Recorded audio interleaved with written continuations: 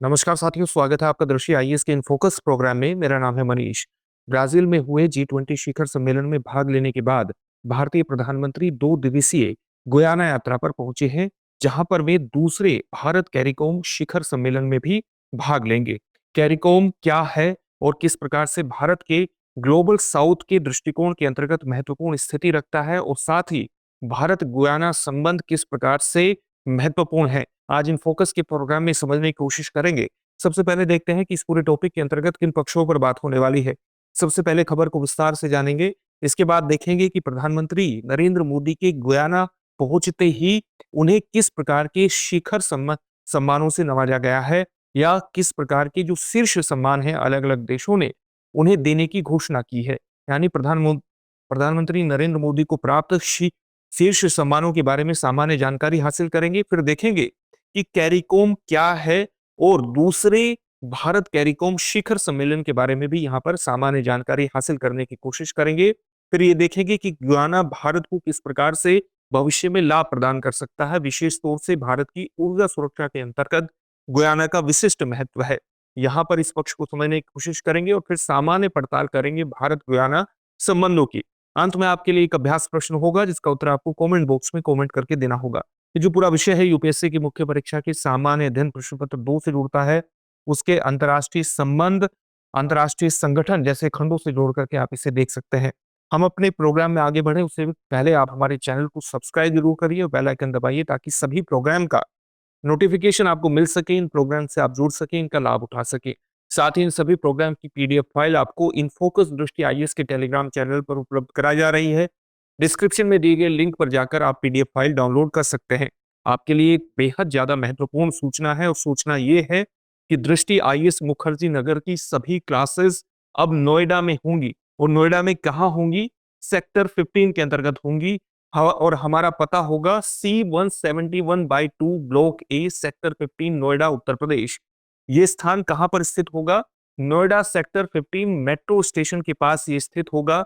आप अधिक जानकारी के लिए 9311406440 पर कॉल भी कर सकते हैं। साथ ही डिस्क्रिप्शन में दिए गए एक लिंक पर क्लिक करके आप एक फॉर्म भर सकते हैं और अधिक जानकारी इसके बारे में हासिल कर सकते हैं। साथ ही नोएडा में दो कोर्सेज के बारे में, दो बैच के बारे में एक महत्वपूर्ण सूचना भी आप प्राप्त कर लीजिए। नोएडा में हिंदी माध्यम का आईएएस फाउंडेशन कोर्स 9 दिसंबर से प्रारंभ होगा, जिसका समय होगा सुबह 11:30 बजे। इसी प्रकार से इंग्लिश माध्यम का भी आईएएस फाउंडेशन कोर्स 12 दिसंबर से प्रारंभ होगा, जिसका समय रहेगा इवनिंग में 6 बजे। ये बैच का जो टाइमिंग होगी वो शाम को 6 बजे होगी। तो ये दो महत्वपूर्ण कोर्स हैं। साथ ही लखनऊ शाखा में भी हिंदी माध्यम का आईएएस फाउंडेशन कोर्स 29 नवंबर से प्रारंभ होगा, जिसका समय रहेगा सुबह 11:30 बजे। और जयपुर शाखा में हिंदी माध्यम का आईएएस फाउंडेशन कोर्स 27 नवंबर से प्रारंभ होगा, जिसका समय रहेगा सुबह 11 बजे। इन कोर्सेज में एडमिशन लेकर के आप सफलता की दिशा में आगे बढ़ सकते हैं। और साथ ही अधिक जानकारी के लिए 8750187501 पर भी कॉल कर सकते हैं। अब अपनी खबर की तरफ पढ़ते हैं, और खबर यही है कि G20 शिखर सम्मेलन में, जो कि ब्राजील में संपन्न हुआ है, उसमें भाग लेने के बाद भारतीय प्रधानमंत्री एक महत्वपूर्ण कैरिबियन, या आप कह सकते हैं कि दक्षिण अमेरिकी देश गुयाना पहुंचे हैं। और ये 2 दिवसीय यात्रा है गुयाना की, जो कि बेहद महत्वपूर्ण मानी जा रही है, क्योंकि गुयाना भारत की भविष्य की ऊर्जा सुरक्षा के अंतर्गत विशेष रूप से महत्वपूर्ण हो सकता है। और साथ ही गुयाना यात्रा के दौरान भारतीय प्रधानमंत्री द्वितीय भारत कैरिकोम शिखर सम्मेलन में भी भाग लेंगे। भारतीय प्रधानमंत्री या किसी भारतीय प्रधानमंत्री की ये गुयाना की 56 वर्षों बाद यात्रा हो रही है। इससे पूर्व प्रधानमंत्री इंदिरा गांधी ने 1968 में गुयाना की यात्रा की थी। इस प्रकार से 56 वर्षों बाद किसी भारतीय प्रधानमंत्री की ये गुयाना यात्रा है, और इसलिए विशेष रूप से महत्वपूर्ण हो जाती है।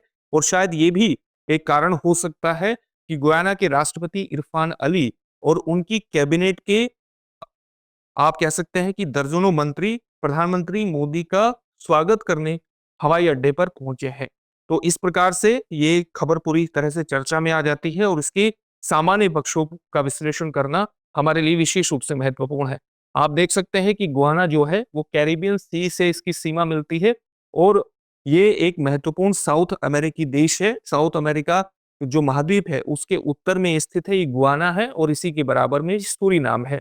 आपको यहाँ पर ये जानकारी भी हासिल करना महत्वपूर्ण है कि जो गुयाना के राष्ट्रपति है इरफान अली, इनके जो पूर्वज थे वो वस्तुतः भारतीय मूल के ही थे। आप जानते हैं कि 19वीं शताब्दी और 20वीं शताब्दी के प्रारंभ में उत्तर प्रदेश, बिहार और खास तौर से और उत्तर प्रदेश, बिहार के साथ-साथ मध्य प्रदेश से बड़ी संख्या में मजदूरों को ब्रिटिश कॉलोनीज में मजदूरी करवाने के लिए ले जाया गया था ब्रिटिशर्स के द्वारा। विशेष तौर से क्योंकि ये मजदूर कम कीमत पर प्राप्त हो जाते थे, ये कम मजदूरी पर काम करने के लिए तैयार हो जाते थे। इन मजदूरों को एक कागज पर अंगूठे के निशान लगाने होते थे।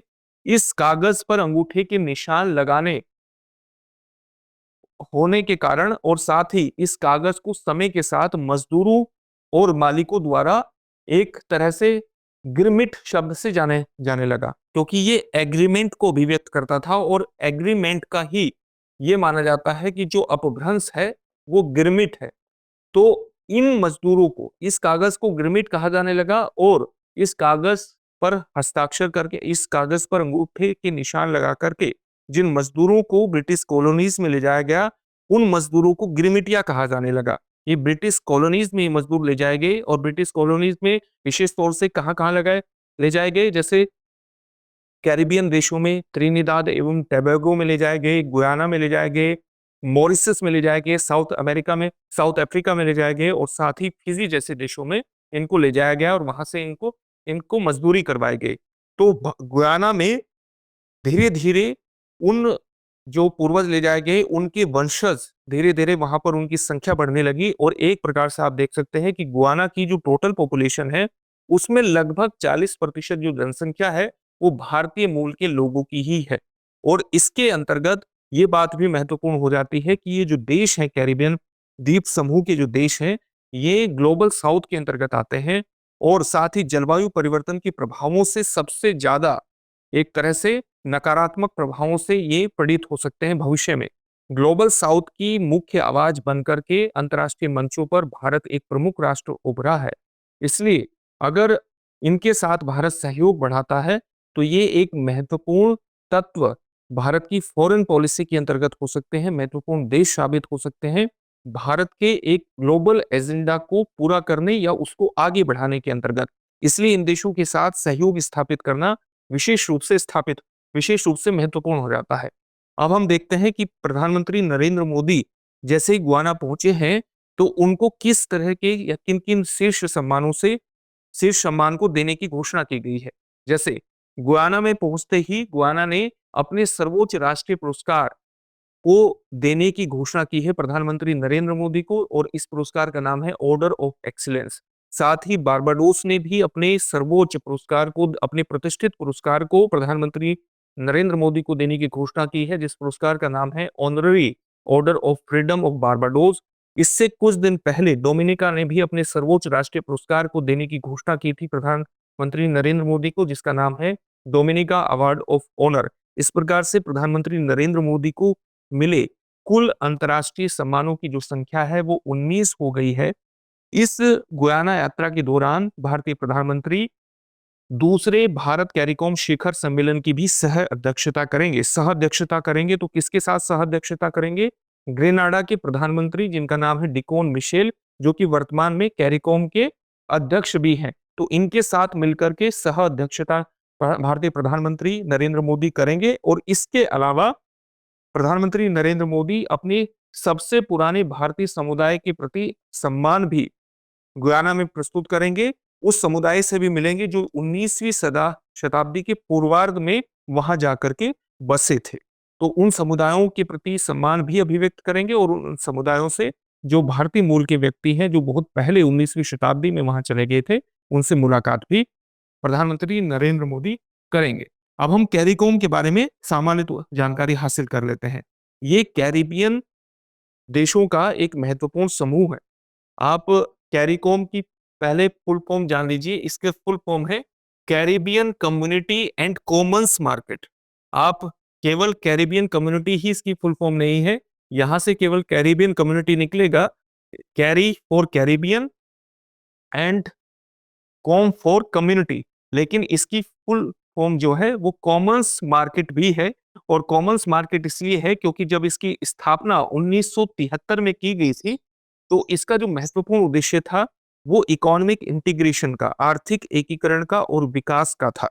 शुरुआत में 1973 में इसकी स्थापना करने वाले 3 महत्वपूर्ण देश थे। कौन-कौन से महत्वपूर्ण देश थे? बारबाडोस, जमैका, त्रिनिदाद और टोबैगो। और जिस संधि से ये अस्तित्व में आया था, वो संधि भी कहाँ कहाँ पर हुई थी?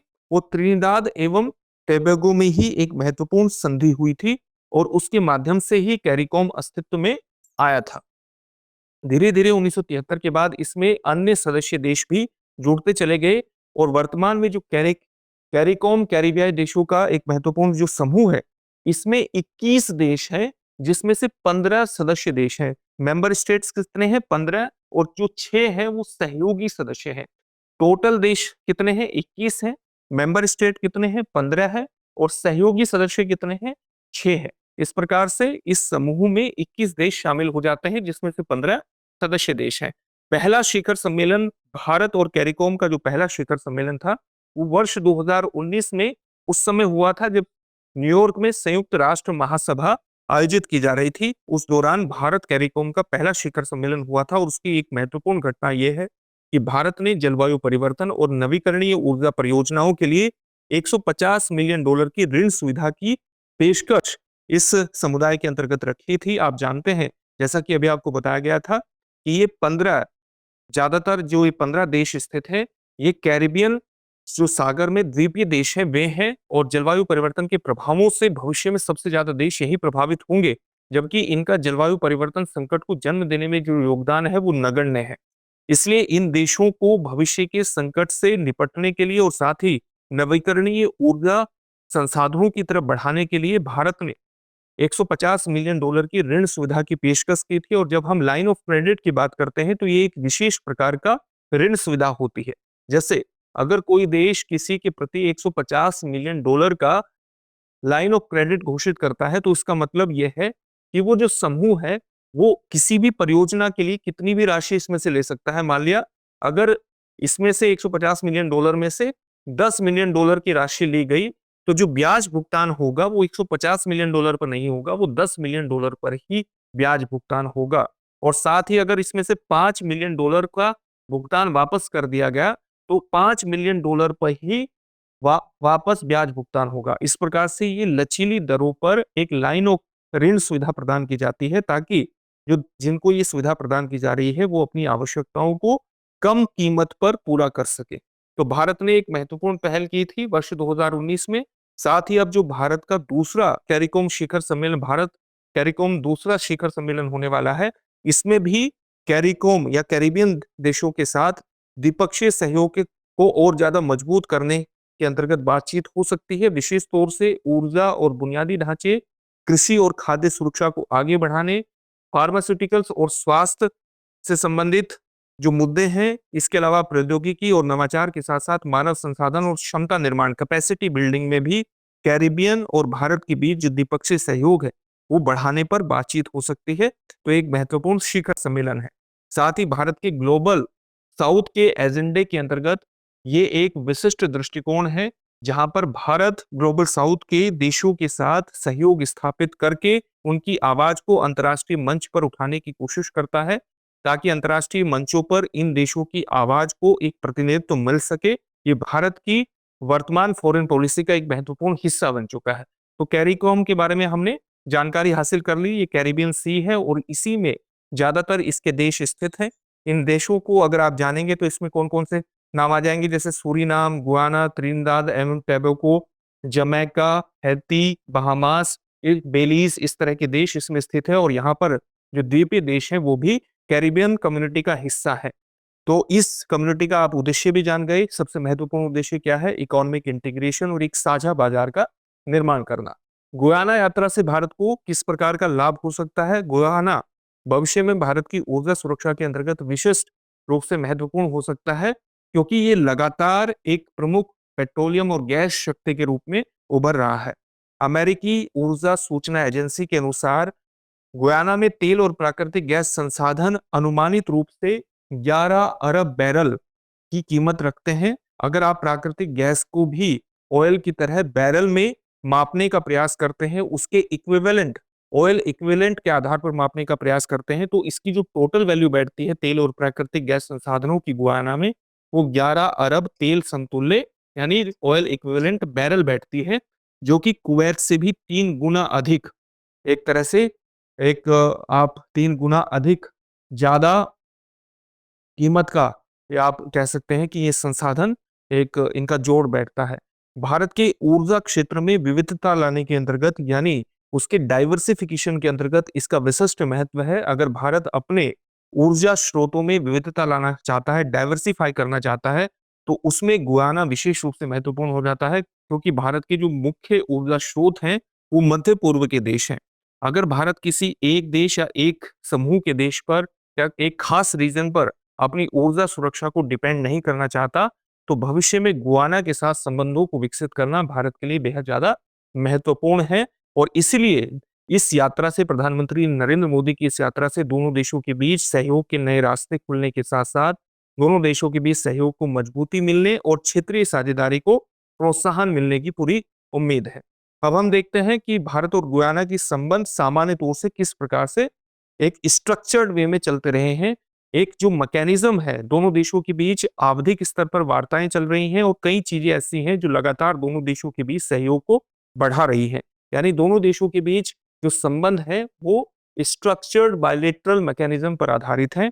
ऐसे मैकेनिज्म पर आधारित है जो पूरी तरह से कंस्ट्रक्टेड है, स्ट्रक्चर्ड, जैसे मंत्री स्तरीय संयुक्त आयोग है और साथ ही विदेशी कार्यालयों के बीच भी आवधिक स्तर पर लगातार चर्चा होती रहती है। सांस्कृतिक आदान प्रदान भी लगातार चलते रहते हैं। फिक्की यानी federation of Indian chambers of commerce and industry के साथ साथ के George town chamber of commerce and industry के बीच, फिक्की और George town chamber of commerce and industry के बीच एक संयुक्त व्यापार परिषद भी स्थापित है, जो कि संबंधों को और मजबूत कर रही है। विकासात्मक सहयोग को आगे बढ़ाने के अंतर्गत भारतीय तकनीकी और आर्थिक सहयोग कार्यक्रम विशेष रूप से महत्वपूर्ण है, जो विविध क्षेत्रों में प्रतिवर्ष 50 छात्रवृत्तियां भी प्रदान करता है। भारतीय सांस्कृतिक संबंध परिषद गुयाना के छात्रों को स्नातक, स्नातकोत्तर और चिकित्सा पाठ्यक्रमों में आगे बढ़ाने के लिए छात्रवृत्ति प्रदान की जाती है। भारत ने गुयाना को कृषि और सूचना प्रौद्योगिकी पहलों के लिए ऋण सुविधाएं भी प्रदान की हैं और साथ ही भारत ने गुयाना को कई परियोजनाओं में सहायता भी प्रदान की है, जैसे $25 मिलियन का राष्ट्रीय क्रिकेट स्टेडियम बनाने के अंतर्गत भी भारत द्वारा गुयाना को सहायता प्रदान की गई है, जो कि वर्ष 2024 में हुए T20 वर्ल्ड कप का एक महत्वपूर्ण आयोजन स्थल भी रहा था। तो इस प्रकार से दोनों देशों के बीच संबंधों को आगे बढ़ाने की पूरी पृष्ठभूमि का निर्माण पहले से ही हुआ है और इसमें भारतीय समुदाय की विशिष्ट भूमिका है, क्योंकि भारतीय मूल के लोगों से गुयाना की 40%, लगभग 40% जनसंख्या का निर्माण होता है। विदेश मंत्रालय के अनुसार गुयाना में भारतीय मूल के लगभग 3,20,000 व्यक्ति रहते हैं, जो दोनों देशों के बीच ऐतिहासिक और सांस्कृतिक संबंधों को आगे बढ़ाने के अंतर्गत विशिष्ट भूमिका का निर्वहन कर सकते हैं। अगर दोनों देशों के बीच द्विपक्षीय व्यापार पर नजर डालें तो वर्ष 2021-22 में दोनों देशों के बीच $223 मिलियन, लगभग $223 मिलियन का व्यापार हुआ, जिसमें गुयाना का भारत को जो निर्यात है वो $156.96 मिलियन का है, जिसमें ऊर्जा उत्पादों की विशिष्ट भूमिका रही है, क्योंकि ऊर्जा उत्पादों की भारत को होने वाले निर्यात की जो संख्या है वो बड़ी है और इसलिए एक तरह से आप कह सकते हैं कि भारत के साथ व्यापार के अंतर्गत गुयाना को सरप्लस हासिल है, अधिशेष हासिल है।